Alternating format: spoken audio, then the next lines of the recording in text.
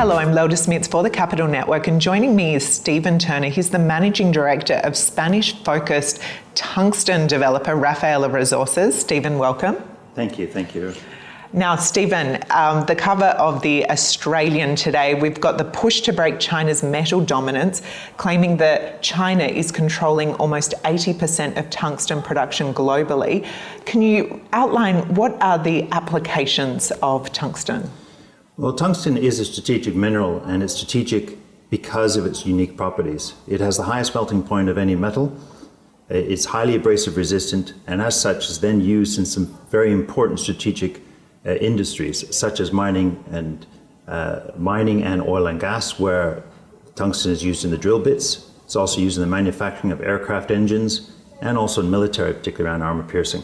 Okay, and when it comes to market dynamics, can you really highlight to us how this metal that is 80% controlled from China's production is going out there into the world?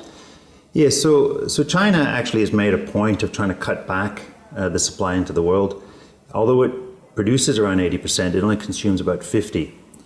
And the issue there is that, with a metal like this, the USA, India, Europe, UK, Australia as well, clearly have identified this as a metal that has strategic importance, and they need to find alternative sources. There are very few producers of tungsten in the world outside of China. There's Russia, there's also Rwanda, Bolivia, but if you want to start looking at OECD countries, there's really only Austria, Spain, and Portugal, a little bit of production here in Australia. So therefore, if you're an end user of the product, it's very important you can lock into supplies from a Western producer. And this is what Rafaela Resources is looking to do. By moving quickly into production, it'll be a supplier into Europe. Europe consumes around 16,000 tons per annum of the metal, and yet produces less than 50%. So being on the doorstep has significant strategic logistical advantages. Certainly. So looking ahead, can you give us an overview of the supply and demand dynamic, and also where investors can gain exposure to tungsten developers outside of China? So there are very few producers, as I mentioned, and in fact, most of the mines that are coming on stream are actually in Spain. There's two mines in particular. There's La Parilla, which is owned by W Resources, and there's Barranco Puerto, which is owned by Ormond Mining. They're both going through commissioning at the moment.